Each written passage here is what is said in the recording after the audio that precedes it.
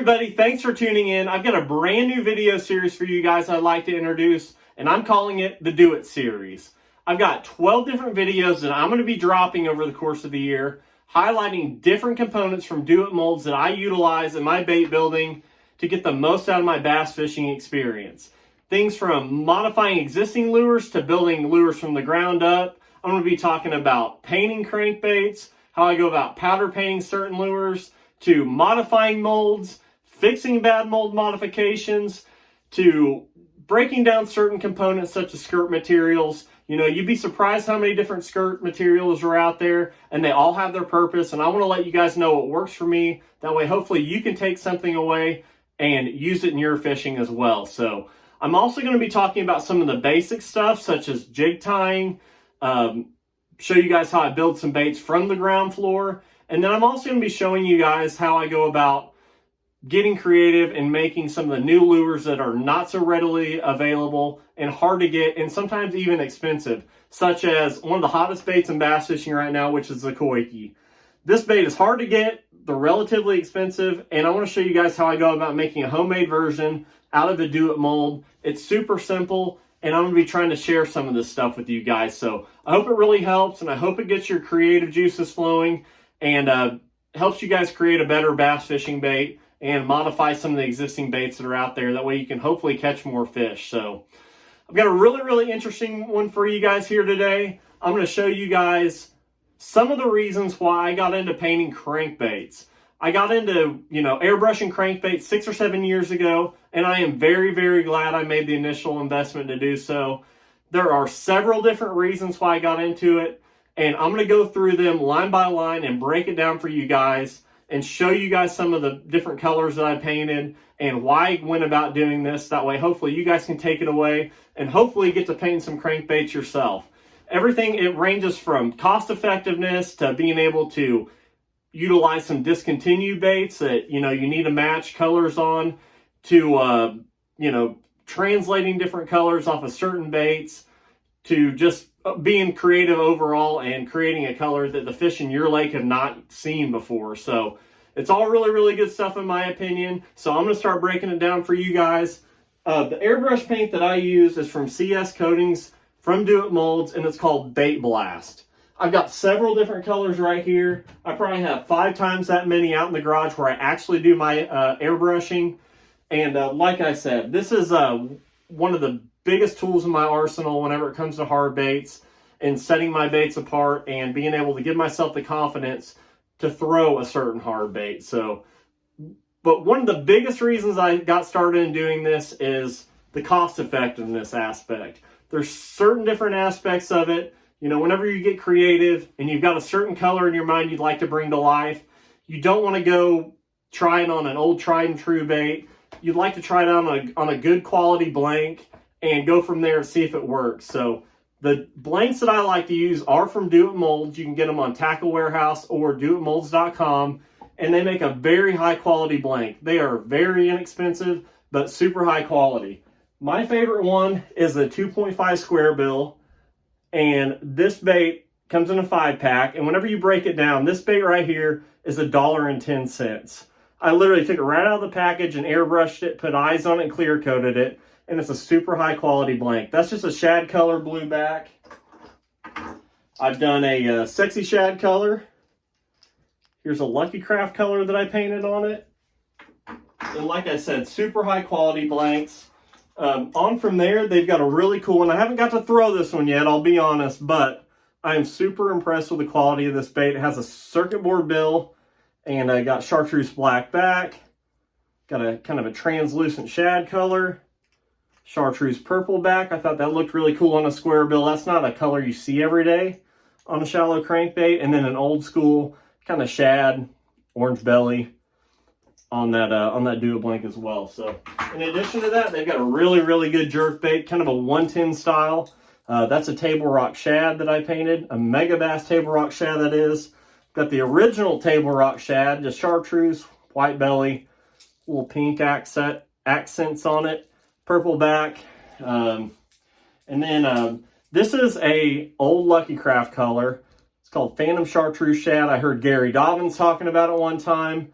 I don't think Lucky Craft makes this anymore, so I figured I'd try it on a Do It blank to see if it worked in my area. I know he used to win all kinds of boats on it out west, so I figured it was worth a try. I didn't want to paint this on a Megabass, so I got this this blank here. And as you can see on this Table Rock Shad one I painted, they absolutely eat it. It's got teeth marks all over it, got hook rash, and it works very, very well. It's really, really surprising. So another bait that I actually started with whenever I started getting some Do It blanks is their top water. These break down to about $2 a piece in the package. There's 5 of them. I painted an old school spook color, Heddon super spook color, kind of a clear belly, got a little chartreuse accent on the tail and a white back. That works really, really well in our White River lakes here. The water's really clear. And then tried a purple color, kind of a shad, clear belly, purple back. And then we all know how effective a black whopper plopper is, so I wanted to try that on a walking bait. Haven't got to throw it yet, but I do know that this is a great blank, has a good sound to it, and I've caught a ton of fish on that one right there specifically. So super impressed with those blanks. And like I said, you don't want to go buy a Vixen style bait off of eBay that's over $100, $80, $100, and go trying crazy colors like a purple shad on it. So start with something like that. I did, and then I honestly ended up throwing these Do It blanks more than anything else because they work flat out. So the next and biggest reason I got into painting crankbaits is over the course of your fishing career, you're going to have your certain confidence colors that you threw as a kid or whatever on an old school bait. As we all know, there's all kinds of new lures coming out, and a lot of them are very, very good. They're way better than what we used to fish with, and that's for good reason. Like, for instance, a lot of the old wood baits that I grew up fishing, they were good for their time, but they've definitely improved. A good example of that is the Bill Lewis MR6.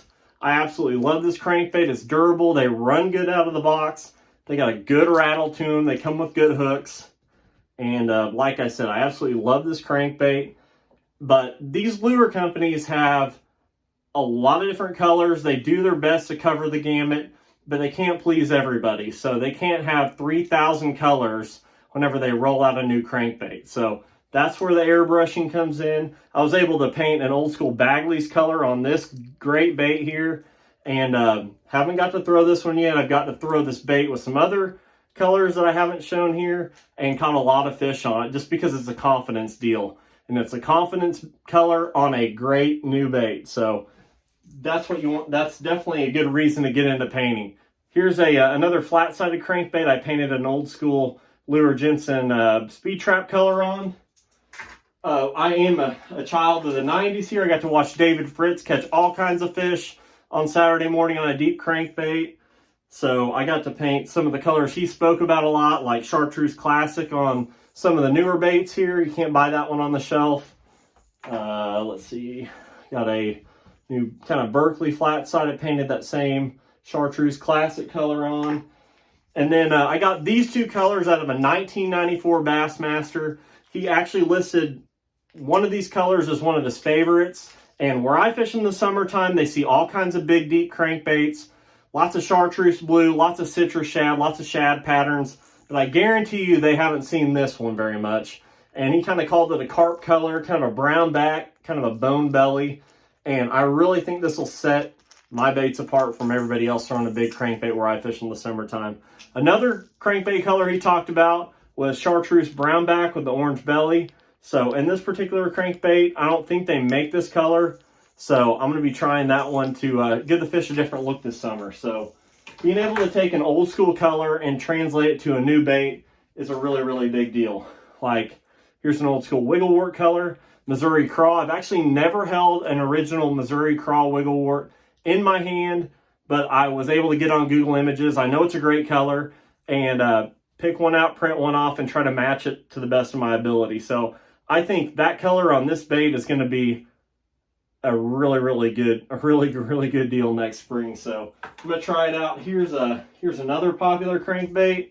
I was able to put an old school Bagley's color on. Where I live, we've got a kind of a, I guess, discount store, if you will, for all kinds of different baits. They've you got to peek in there all the time because every now and then they'll have some really, really quality baits for a very, very good price. I actually found these two Megabass flat-sided crankbaits in there for like $5 a piece.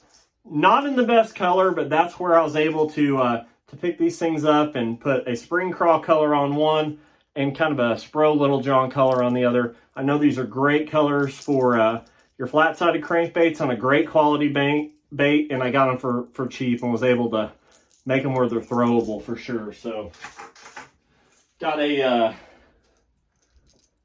Strike King Hybrid Hunter here.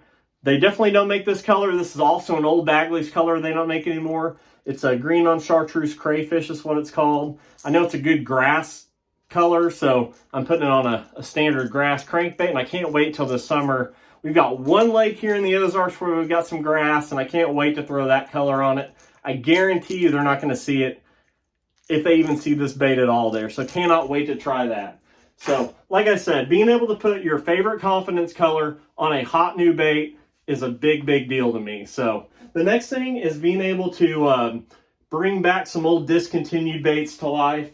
One that comes to mind is a Rebel Deep We Are. They don't make this bait anymore. I've caught a million fish on this bait here.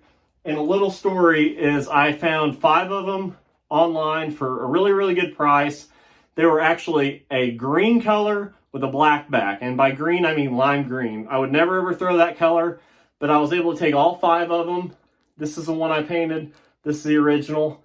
And I was able to make them throwable again. So, like I said, I love this crankbait, but whenever you're dealing with old discontinued baits, to be able to find them, you got to get on eBay, you got to go into a flea market, you got to dig through your grandpa's tackle box, and whenever you're doing that, as far as colors go, you get what you can get. So if you got to repaint it to make it where you want it, that's what you got to do. So that's one of the things I really enjoy doing.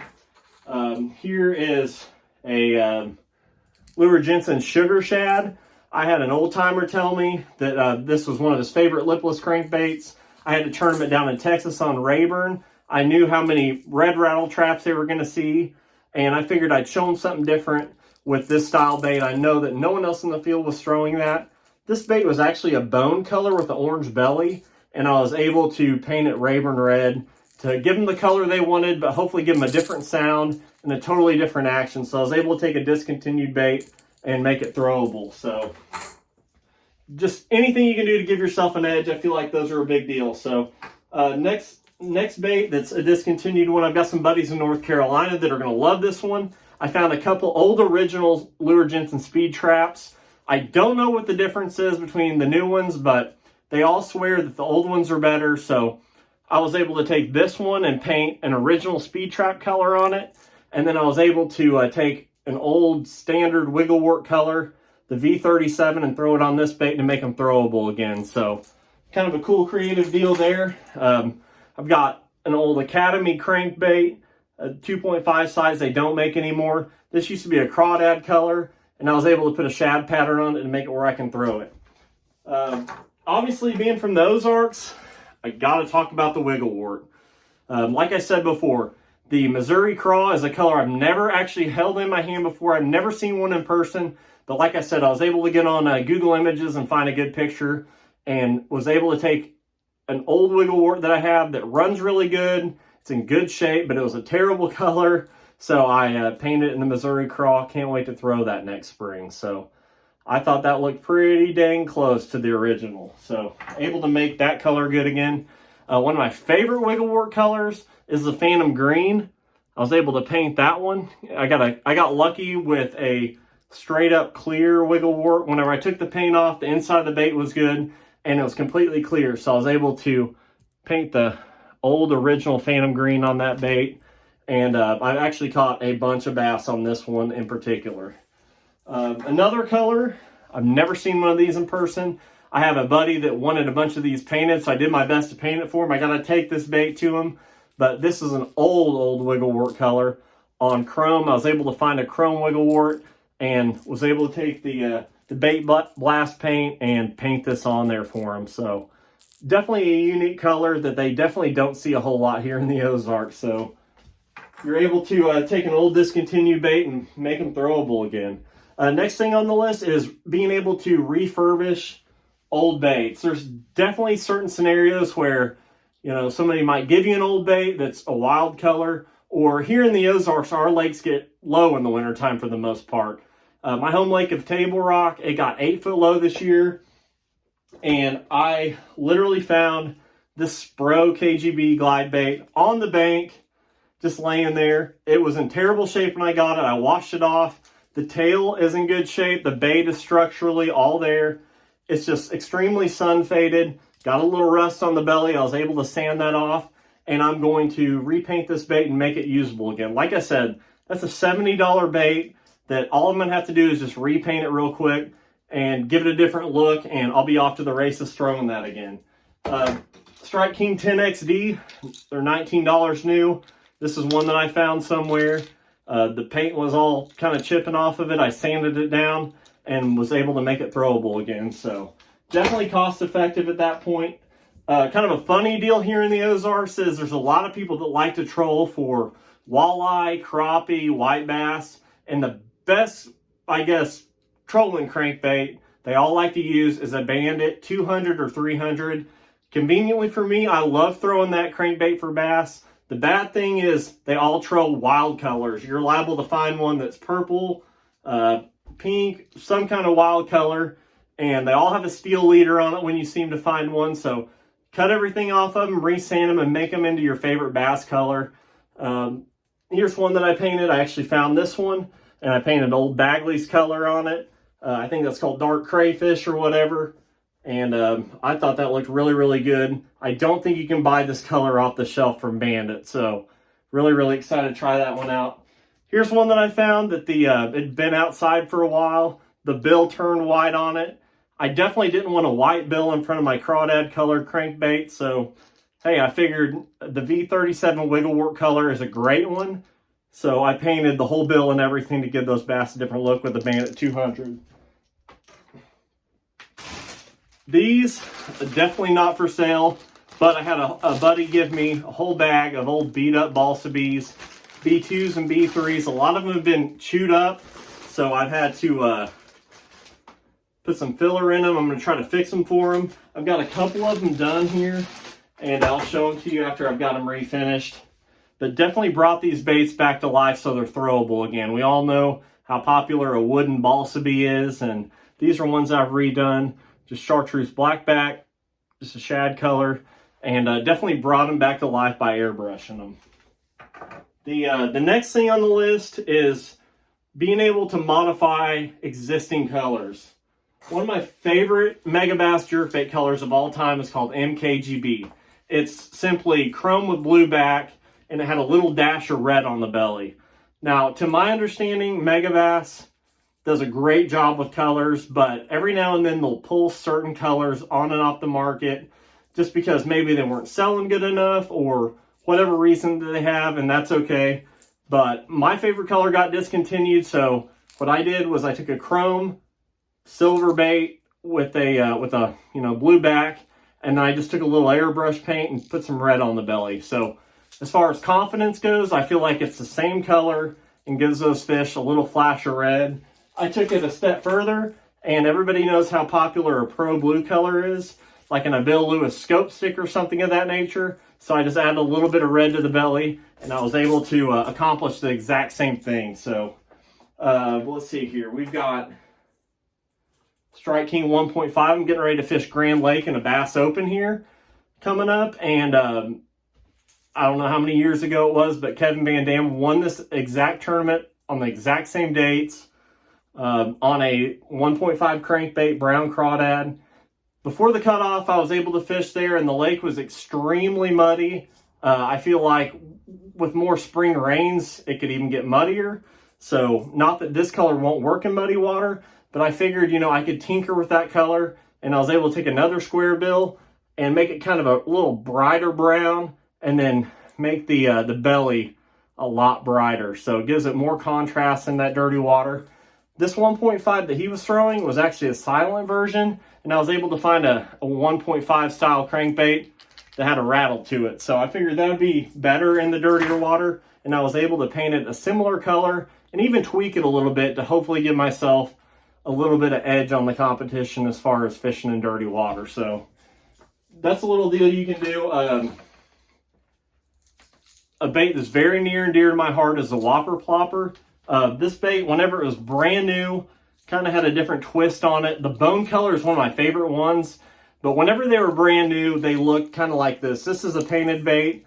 It was kind of more of a white bone color, whereas the new ones that you buy, whenever they're out of the package, are really, really yellow. They look like a banana almost in contrast here. So just for my own confidence, I like to paint this lighter bone color versus the yellow. I'm sure the yellow works great, but as for me, I prefer that old color, and it's probably all in my head, but being able to airbrush my own baits, I'm able to get it just how I want it. So here's another cool bait that I just recently did. Kind of an idea I had. Like I said, in the summertime, our fish get a lot of pressure, and I wanted to give them a different look. So I found this bait that was actually a foiled bait, and I taped over it and then painted my chartreuse in blue, which is a very, very good color. Right over that, peeled the tape off where you can still see the reflective film.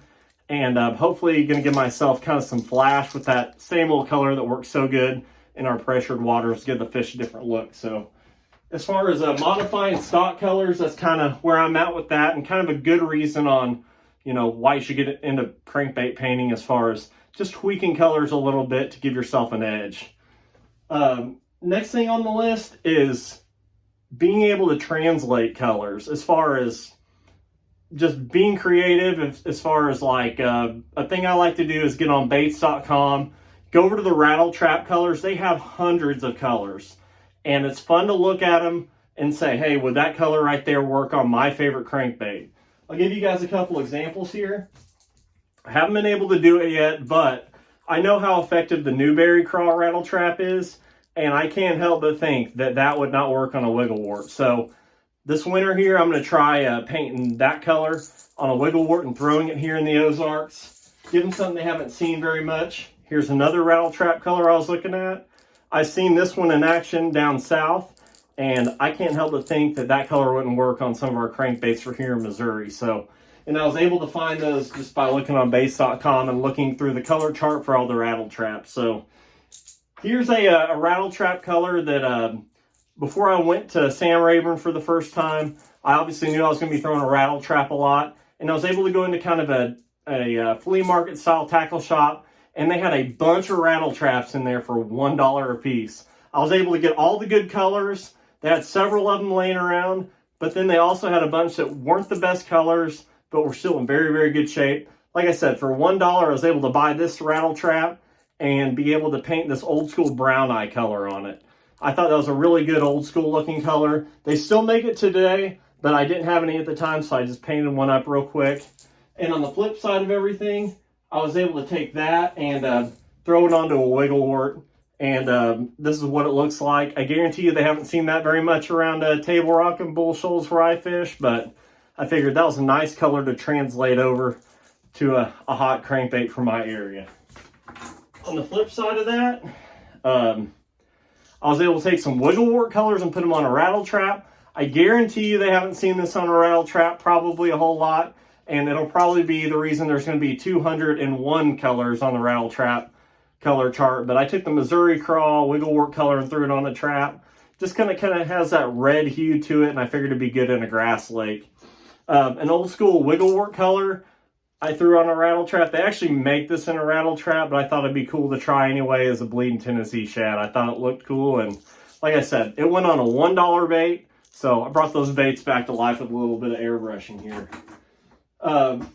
This goes beyond hard bait colors as well. Here in the Ozarks, we've got a lot of good topwater fishing, and a while back, the horny toad was a big deal, and the gray ghost was a certain color that worked really, really well here. A lot of people didn't talk about it for a very long time.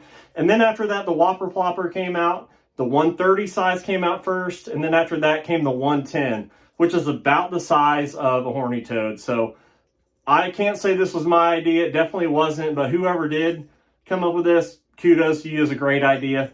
And that's putting that gray ghost color on a Whopper Plopper. I love throwing a Whopper Plopper a lot more than I like throwing a horny toad. It's got good treble hooks on it to catch the fish that swat at it. And but I was able to take that good color and put it on that bait that I like so much. So it goes beyond just hard baits. You can transfer them from soft baits to hard baits as well. So those are all a bunch of reasons I like to paint my crankbaits. One other thing is just the experimentation aspect of it. I've got a discontinued bait here. I was able to find a bunch of them online in this color. Definitely probably not my favorite color. It probably would work at times. It's probably someone's favorite color. But as for me, I tried taking that bait and putting him in the gray ghost color. I did a bone color. And then I took, a black one and painted it up as well. I've tried throwing this bait a bunch of times. As you can see, I got a little hook rash on there. And I haven't ever caught much on it. So that is a fun aspect of it.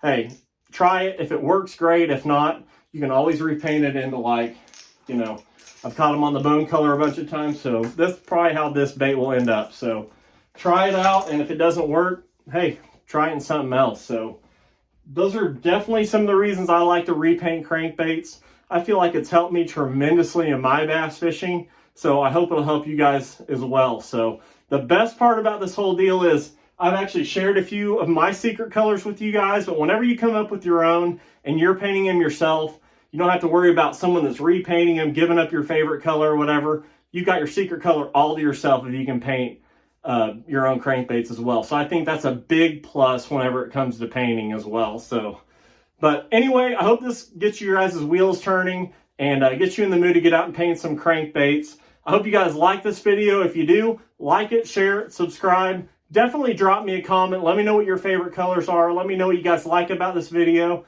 and things that you might like to see in the future. So until part 2, I appreciate you guys watching. Thank you so much for tuning in.